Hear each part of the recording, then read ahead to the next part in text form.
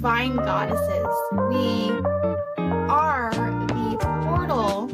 We are the connection to divinity. Welcome back.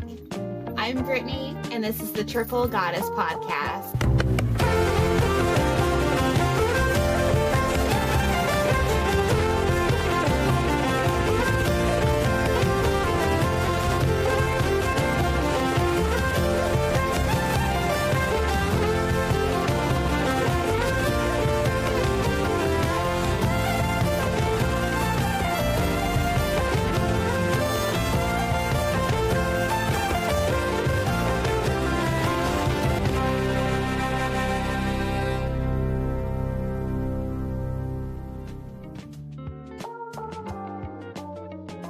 I hope you enjoyed my first episode. If you did not catch it, please go back and learn about me first before you start this one. This episode is special to me. It's all about sacred feminine, why it's so important to me and why it's the second episode. Little spoiler, I'm going to be telling you guys a secret in this episode. So be sure to stay tuned for the middle of the end where I reveal it. Only a few people know. Anyway, we'll get onto that later, but you have to listen to all of this to understand my secret. I am so fascinated with ancient Egypt, with everything it has to do with Cleopatra, everything with the goddesses. There is meaning behind that. There is meaning behind all the symbols, all the pictures that you look. They have women behind the men, like with their hand on, like behind their shoulders. And a lot of people have see the resemblance how that man cannot be at power. That man cannot be at his most highest level without that woman, without that female woman being at her highest level. Her divine power excels his divine power. Without her, that man would not be to his literally his highest potential.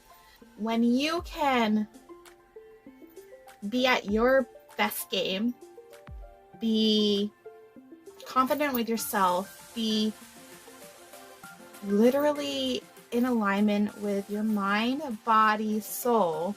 And that's why I did the Triple Goddess Podcast, because that is all about the mind, body, and soul aligning and becoming one. Because we are all one. We are all connected. Every living thing, every person, organism, item, you name it, and this whole world is related. It's all one. Unless someone like you cares a whole awful lot, nothing's going to get better. It's not. The Dr. Seuss Lorax. The Holy Grail, legends hold that the Holy Grail had delivered the power to heal wounds, deliver eternal youth, and grant eternal lasting happiness. Who does that sound like? Your mother? When you hurt yourself, did she come and kiss your wounds? Didn't she bless your water? The Holy Grail refers to the chalice that Jesus used at the Last Supper. The famous legend of the Holy Grail was written by a French poet in the 12th century who's known to mention the Holy Grail. Legend also says that the Holy Grail collected Jesus' blood at the crucifixion. Because of the significance at the Last Supper in our salvation, the Holy Grail is one of the most highly regarded relics in history of Christianity.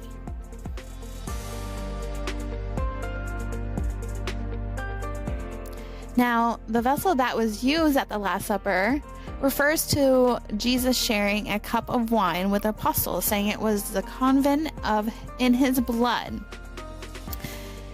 The use of wine and chalice in the Christian churches is based on the Last Supper story. So if we look at this picture, we see a cup pouring into basically the stand, okay? And I see basically at the bottom, I see a gold pyramid going up to a cup. And then we look into a woman's reproduction system. How similar are they? They are so similar. The other thing I look at is Aladdin, the movie. The very end when Jasmine has the sands of time and she turns it.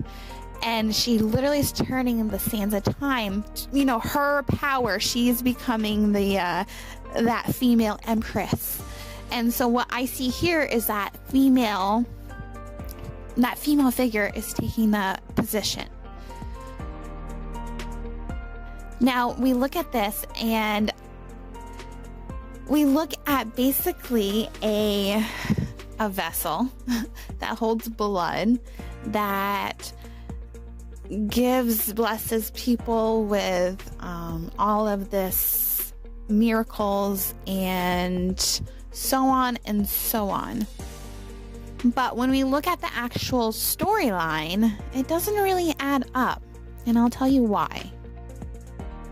Now, Davinci literally did this whole painting on, Jesus and the Holy Grail.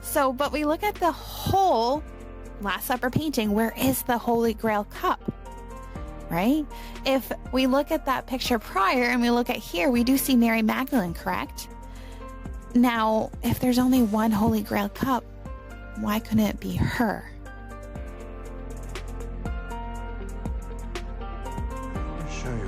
The Grail. I trust you recognize the Last Supper, the great fresco by Leonardo da Vinci. And my dear, if you would close your eyes. Lee, save us the parlor tricks. You asked for my help, I recall. Allow an old man his indulgences.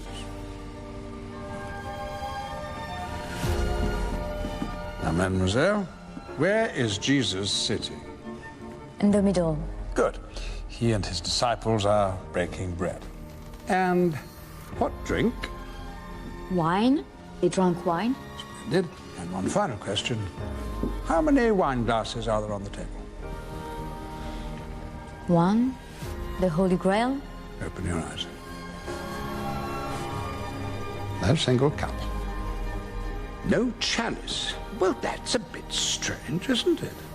Considering both the Bible and standard Grail legends celebrate this moment as the definitive arrival of the Holy Grail.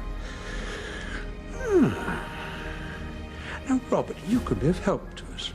If you'd be so kind as to show us the symbols for man and woman. Please. Oh, no balloon animals. Huh. They can make a great duck. This is the original icon for male. It's a rudimentary phallus. Quite to the point. Yes, indeed. This is known as the blade. It represents aggression and manhood. It's a symbol still used today in modern military uniforms. Yes, the more penises you have, the higher your rank. Boys will be boys. Now, as you would imagine, the female symbol is its exact opposite. This is called the chalice. And the chalice resembles a cup or vessel, or more importantly, the shape of a woman's womb. No, the Grail has never been a cup. It is quite literally this ancient symbol of womanhood.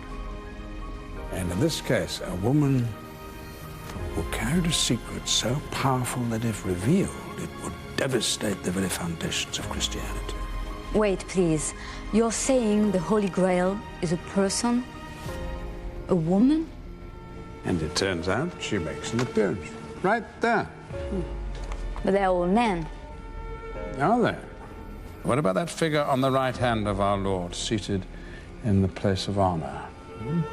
Flowing red hair, folded feminine hands, hint of a bosom, no? Incroyable. Pas tout à fait. It's called scotoma. The mind sees what it chooses to see. Who is she? My dear, that's Mary Magdalene. The prostitute? She was no such thing. Smeared by the church in 591 Anno Domini, poor dear. Mary Magdalene was Jesus' wife.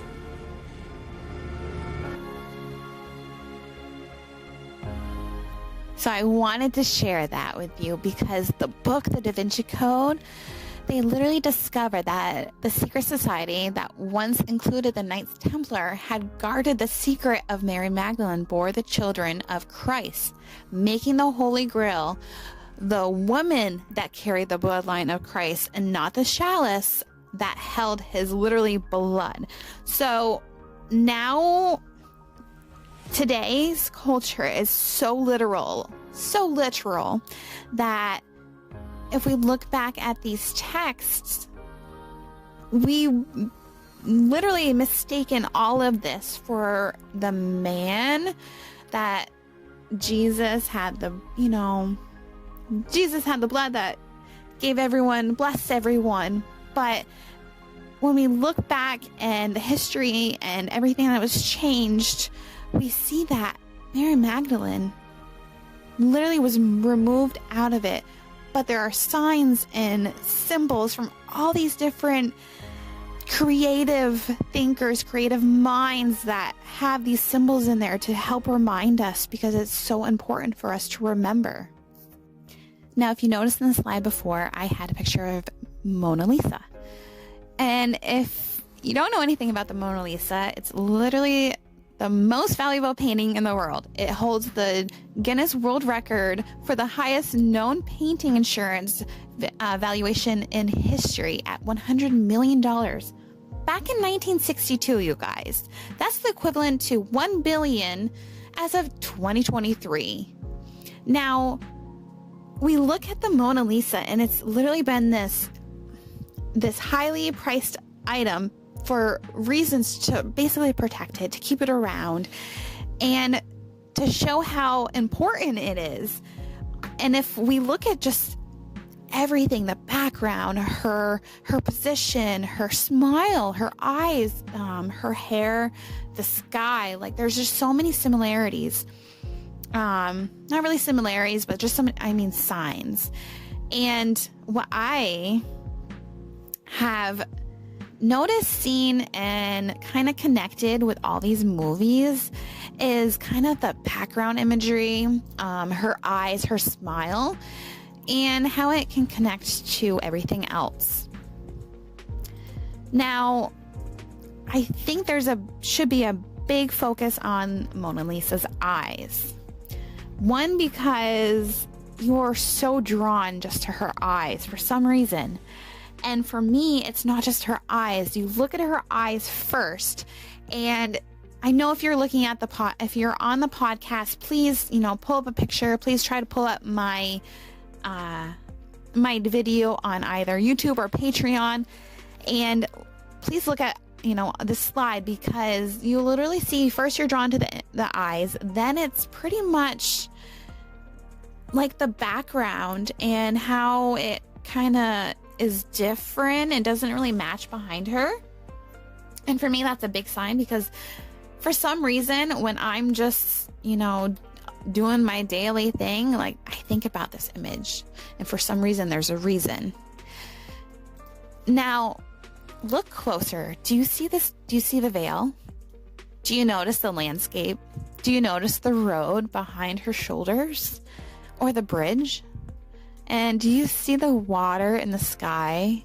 Like how ombre it is and just meshed and oozed together it is. It's just, there's something about that. Now, since a child, I've been drawn to these biblical paintings, stories, history, you name it. Not only for importance in global history, but the signs and the hidden symbols that they all have. Because I am a huge movie junkie, and for some reason I connect all the dots and the documentaries. Like literally, I'm so fascinated to this. And between The Last Supper and Mona Lisa, I have had several downloads, from source, guides, divinity, and I believe I kind of piece it all together. And I will show you after this clip. She said when Sonia died, he took the location of Mary's sarcophagus with him. So There's no way to empirically prove that I am related to her. What would you do, Robert? Okay, maybe there is no proof. Maybe the Grail is lost forever. But Sophie, the only thing that matters is what you believe. History shows us Jesus was an extraordinary man, a human inspiration. That's it. That's all the evidence has ever proved. But when I was a boy, when I was down in that well T-Bing told you about, I thought I was going to die, Sophie. What I did, I prayed. I prayed to Jesus to keep me alive so I could see my parents again, so I could go to school again, so I could play with my dog. Sometimes I wonder if I wasn't alone down there. Why does it have to be human or divine? Maybe human is divine. Why couldn't Jesus have been a father and still been capable of all those miracles? Like turning water into wine? Well, who knows? His blood is your blood. Maybe that junkie in the park will never touch a drug again. Maybe you healed my phobia with your hands. And maybe you're a knight on a Grail quest. Well, here's the question. A living descendant of Jesus Christ, would she destroy faith? Or would she renew it? So again, I say, what matters is what you believe. Thank you for bringing me here, for letting him choose you, Sir Robert.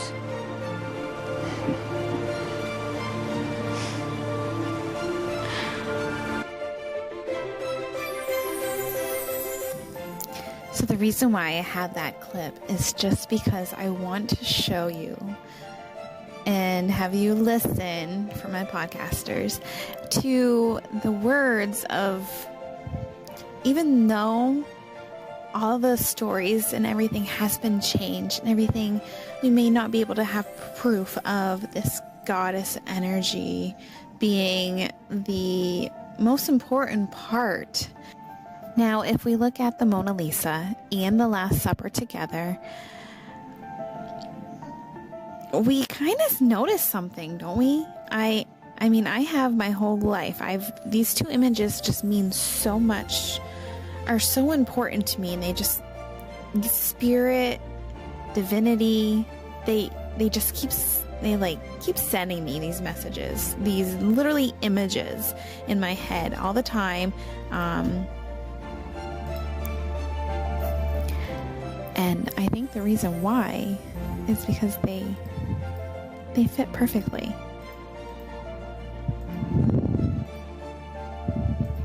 And now, if you're on the podcast, please pull up the video at some point and just look what I have put together.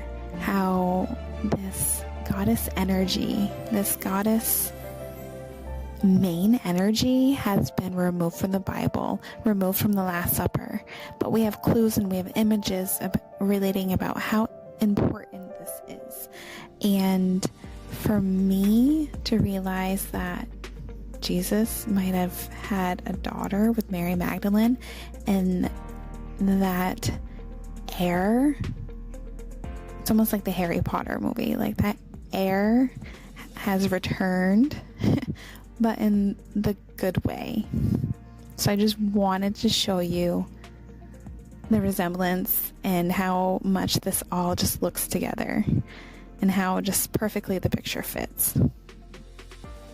Knowing that there's so much out there and everything that we've been taught has been almost a lie. So if we look at the Bible, we see that we have Jesus and all of this godly stuff. God, God, God, God, King, King, King. And everyone has forgotten about the queen, the the female, because without, we look at the holy, like the 3, everything in the world is made up of the number 3, which is pretty cool. And with the number 3, you have the holy 3. So you have the mother, holy mother, the holy father. They say the mother, they say the Father, the Son, and the Holy Spirit, but you can't have a son without the mother. So they are literally taking that part out.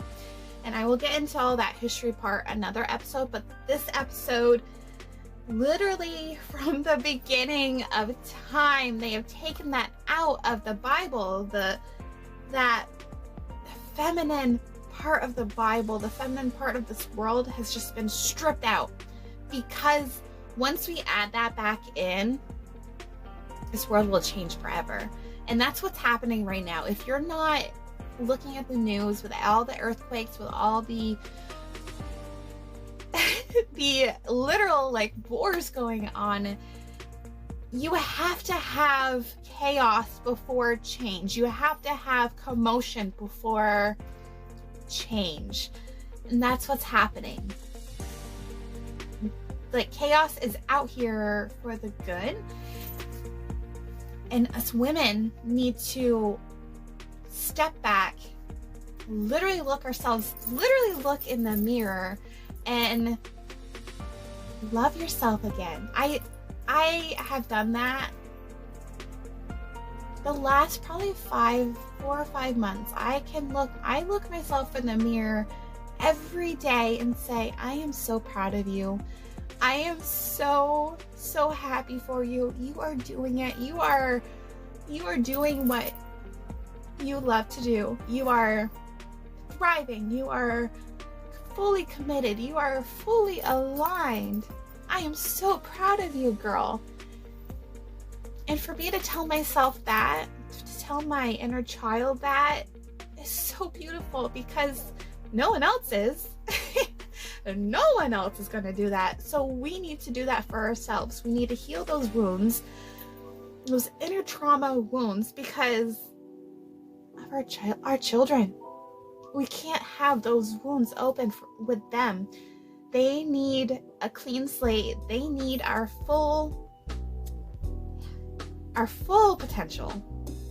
And only being at our full potential can we heal this world. And in order to do that, we need to realize that we are beautiful people. I don't care who you are. We are all beautiful. We're literally divine goddesses. We are the portal. We are the connection to divinity. And because we can give birth and bless ourselves, like, we can literally bless the earth with a miracle. We women have the power to do that.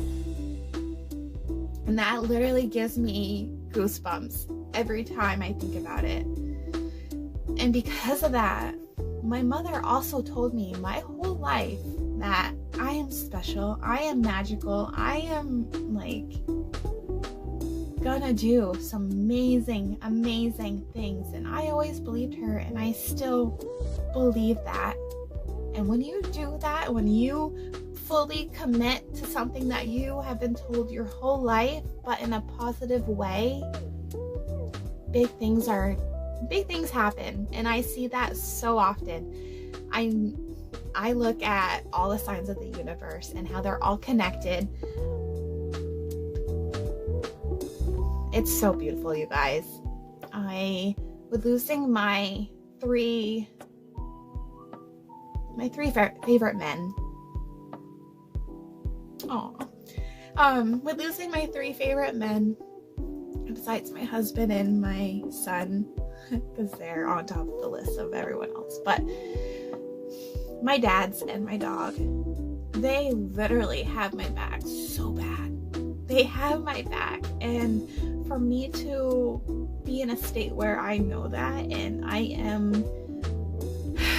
can breathe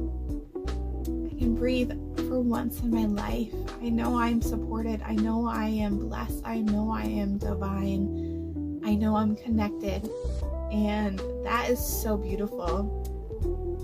And it makes me so passionate that, yeah, I am a sexual being. I love having sex. I love, it sounds really bad, but it's just with my husband, of course. Like, when you find your inner self and your inner purpose, or even your higher self collides with yourself, and you know who you are here, sacred feminine power is so beautiful. It is so powerful. And when you can tap into it, you know the feeling. You know how beautiful this world will be when we when we are all like divine goddesses again. And that will be coming soon. So to begin, ladies, we need to talk. Ladies, get busy! We're gonna be laying some eggs tonight! So I have noticed that a lot of women have lost that spark in them, that magic inside themselves, especially mothers. And I learned that with my own mother, who just gave everything to everyone else and stopped filling her cup first. So as being a first-time mom and a wife, if you listen to my first episode, you understand that me and my husband, we're not actually married, but I call him my husband. It's been 12 years. So I don't really know if a lot of people know this, but I had no confidence in myself for the longest time. I had no self-esteem. I was very insecure about myself, my body, my looks, everything. And it got to a point where I kind of lost myself after giving birth, and I lost myself completely, to be honest. Was a cosmetologist. I had done all these different jobs. I didn't know what I was gonna be doing with my life. Like, what am I gonna do when my child is, 20, 25 years old? What am I gonna be doing? I've done all these different jobs and nothing has ever really panned out. What am I in this world? What am I supposed to be giving myself to? Or what am I supposed to be contributing in this world? And that was my biggest thing for the longest time. I'm very tech savvy. I'm very smart. I love gardening. I'm very good with electronics, and I just could not ever find this right career for me. And it literally drove me nuts. I love history, and I could tell you everything about all the history and the woo-woo, all of that, and everything in between. But when it came to believing in myself and what I was destined to do in this world, I was lost. One, because of my story. I didn't think that anything was meant to happen for me, to be honest. I've went my whole life suffering over and over and over and over and over and over again. Usually because of other people. So when I get to a point in my life where I have my child and my husband, but I don't have that thing to offer the world. I know that's there. I know that I have lots of skills and ambition, and I'm just trying to narrow it down. So it got to a point after I was a few months pregnant. Actually, I'd gained over 100 pounds almost being pregnant, and that really bothered me. My husband, he's blunt, but he does it with the best intentions. So when he would say I'm starting to gain weight and this and that, I didn't know what to do. I was eating decent. I never really a junk food person, and I didn't know what to do. So I literally started Beachbody to find a community of women to help my intrusive thoughts, my self-confidence. So that's where I started with Beachbody, and I am so glad I did, because the community there is so beautiful. It is so passionate. It is so, we will work with you, we'll help you create your goals. The only thing I didn't like was the money part of it. If you know me, I hate money. I do. I know all these people and gurus are like, oh, you gotta love money, and it's this, you gotta have a great relationship with it. And guys, I've had an issue with money my whole life, and it was not because I hated it, or it's just, I don't know, it's just not meant in my cards. It's not in my alignment. I just kind of, I don't know, I just I've gotten to a point where I accepted it, and then I was like, well, what if I change the way I receive this money, instead of going to a 9-to-5 job and working all this hours and feel like I'm not going anywhere in life. So yeah, I guess I'm gonna tell the story, my secret now, after this commercial break.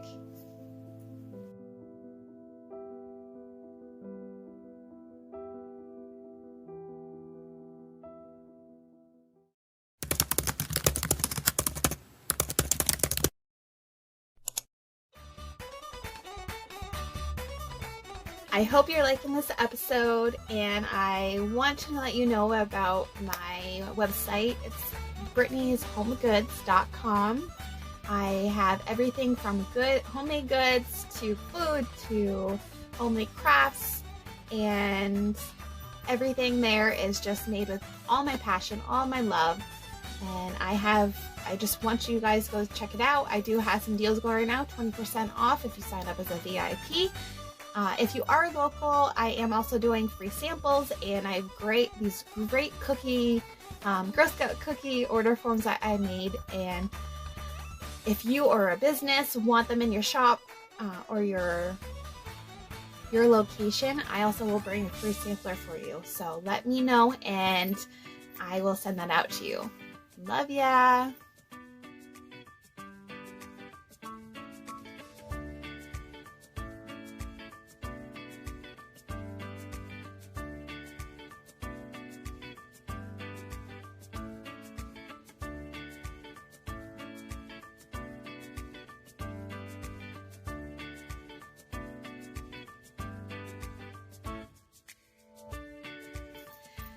So,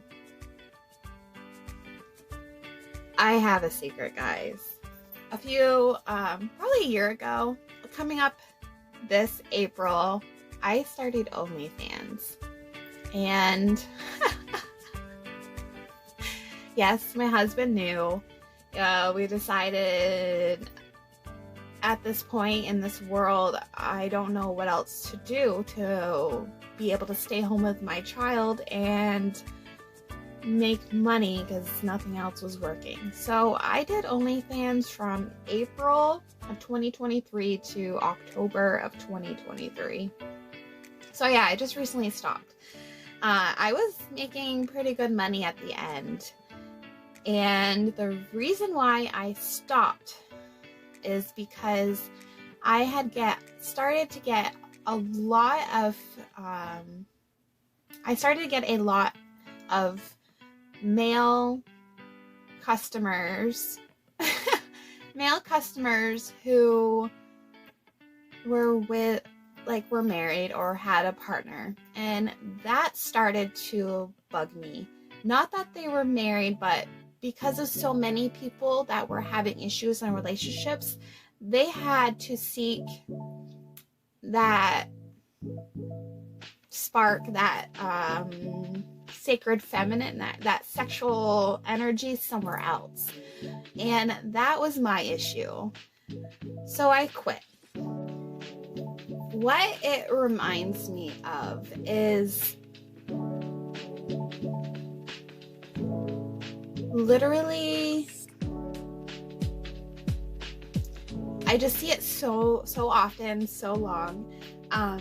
We're going to talk about sex because it's such a shunned thing, and it literally drives me nuts because it's so important in any relationship, sexual relationship, even yourself. Women, that sexual sacred energy, we all need to work on it so bad, and this world is missing it. Once we all are able to find that sacred feminine energy and be able to feel just so powerful on our own, not with a man, not with fashion, not with anything else in this world, but when you are in peace with yourself and in alignment, that sacred energy is literally pure fire.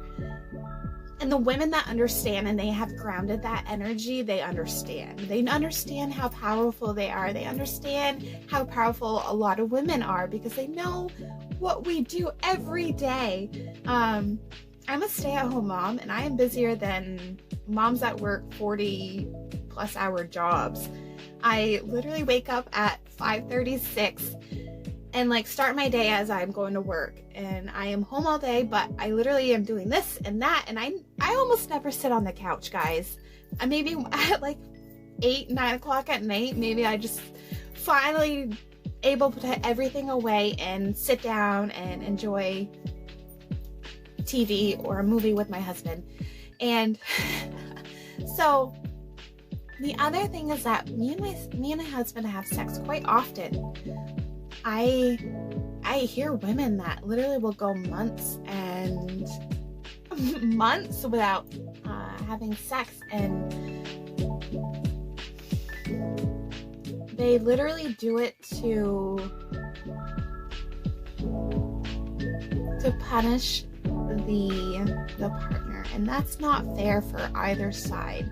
One, whatever issue you are struggling with, sex and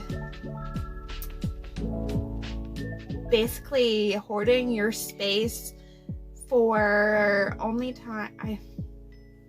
I don't want to go over the edge with this because I don't want people to misunderstand it, but when I started OnlyFans, I was very self-conscious of myself. I was overweight. I've been with Cody for almost 12 years. So that was very weird. And our relationship's very different. He knew what was going on the whole time. He always supports me. And I would tell him all these stories about these men and how they'd be cheating on their wife and they'd be texting this, and I could just see on his face like, that sucks that all these men have such a not an open relationship with their partner, that they have to go elsewhere for such a passionate, sacred thing. And I had an issue with that. So that, and when everything with the world started coming around, when learning about, me, I'm so into like the solar flares and how they correspond to our energy and how they are like this year it's definitely wrapping up. But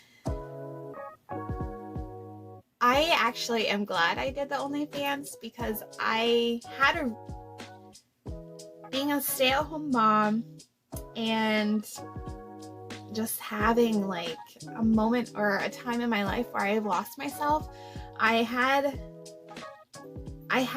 a reason that I needed to work out every day. I needed to get up. I needed to do my hair, my makeup. I needed to, my child will go down for about 3-hour naps every day. So I would take that time and go do all my pictures, edit them, post them up, and then, you know, sell as much as I could while he was sleeping. Literally, I didn't want him to, you know, any of it, or even my husband while they were home. I just wanted to be in my own little time, get that done over, and be able to do whatever I can.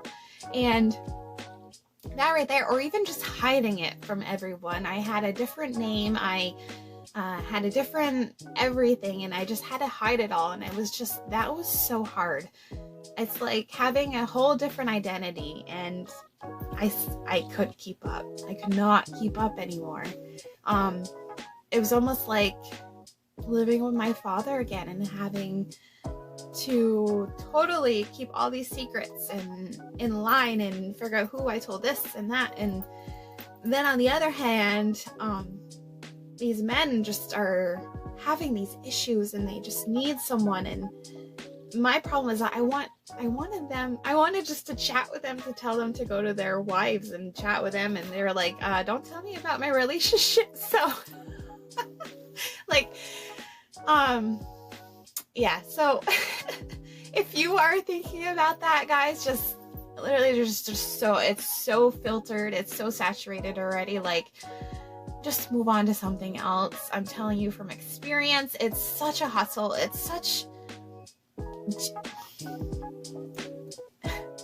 Now, right now, I hear a lot about people talking about how we're all slaves and stuff, but when you become an OnlyFans girl, you are nothing but like a slave. You are literally hustling your ass off to make this money. And it's hard because there's so many other people doing it, so many different ways, so many different just avenues, and that is so hard to keep up. So hard. My husband kind of on Instagram follows girls that are on the OnlyFans that either I was friends with or that I, you know, kind of, you know, I don't care that he follows these women. And that's the other thing, is that when you criticize your husband so much for looking at these women, there's an issue with you, honey. You need to understand that he's trying to say something. He's literally, not without trying to hurt you. Like, he's just trapped. So if they, like, you know, not trapped, but you gotta open your eyes too. You gotta wheel and deal. You need to step up your game as well. And yes, we work hard and we do a lot, but like, you gotta take care of yourself. If you are just miserable and you are so beside yourself and just not confident with who you are inside, why would your husband or your partner want to be with that? It's almost like they're gonna take them down with you. You're gonna make them drown as well. So instead of being jealous that they check out other women, or, you know, me, I check out women. I check out that woman too, and I literally like, oh, she has a nice ass. Like, good job, girl.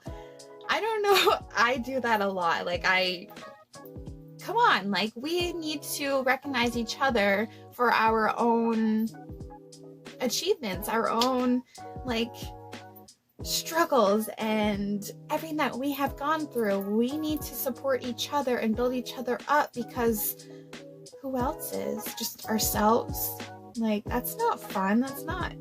That's not gonna get us to that next level and to motivate each other. We need to be there for each other. We need to build that community to help build that sacred sacred feminine and build this light, because you guys, we're the Holy Grail.